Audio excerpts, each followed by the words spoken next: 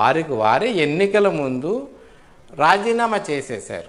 ఎందుకంటే ప్రభుత్వం ఏ ప్రభుత్వమైనా వారికి ఒక హోదా ఉద్యోగం కల్పించింది. అది కాంట్రాక్ట్ ఉద్యోగమా లేకపోతే అవుట్సోర్సింగ్ ఉద్యోగమా, వాలంటీర్ అని ఒక ఉద్యోగం ఇచ్చింది ఒక 50 కుటుంబాలకి.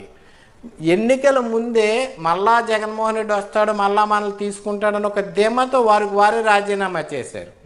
అంటే కొంతమంది రాజకీయ నాయకుల ప్రోత్సాహం, కొంతమంది రాజకీయ నాయకుల మాటలు విని వారు రాజీనామా చేసి వెళ్ళిపోయారు కనుక వారి విషయంలో ప్రభుత్వం నాకు తెలిసినంత వరకు ఎక్కడ స్పందించదు. ఎందుకంటే వాళ్ళు ఎదిలేసి వెళ్ళిపోయారు, మాకు అసలు ఉద్యోగం వద్దు, మాకు రాజకీయాలు ముఖ్యమని వెళ్ళిపోయినటువంటి వారు.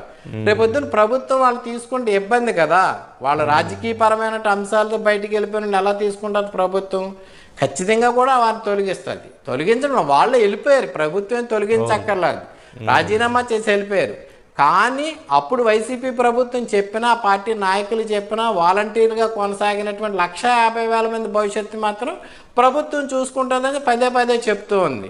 సో ఈ 150,000 మందికి అయితే ఎక్కడా డోకా ఉండదు. కానీ రాజీనామా చేసిన వారి విషయంలో ప్రభుత్వం కూడా పెద్దగా పట్టించుకోదు. ఎందుకంటే ఏదైనా వ్యక్తిగత కారణాల వల్ల ఒకరిద్దరు రాజీనామా చేస్తే వేరు, కానీ ఎన్నికల కోసమే వైఎస్ఆర్ కాంగ్రెస్ పార్టీ మళ్ళీ తిరిగి అధికారంలోకి తీసుకురావాలని చెప్పి రాజీనామా చేసే వెళ్ళిపోయిన వాళ్ళని మళ్ళా కూటమి ప్రభుత్వం తెచ్చి అక్కడ పెట్టుకుంటాం అనేది ఏమాత్రం సాధ్యం కాదు. చట్టపరంగా కూడా న్యాయపరంగా కూడా అనేక ఆటంకాలు ఉంటాయి కనుక ఆ 1,00,000 మంది ప్రత్యామ్నాయ మార్గాలు చూసుకోవాల్సిన అవసరం అయితే ఉంటుంది. ఈ 150,000 మందికి మాత్రం ఎటువంటి డోకా ఉండకుండా ప్రభుత్వం ఏదో రకంగా వారిని ఏదో విధుల్లో నిర్వర్తించుకునే విధంగా వారందరికీ కూడా బాధ్యతలు అప్పగించే అవకాశాలు ఉంటాయి.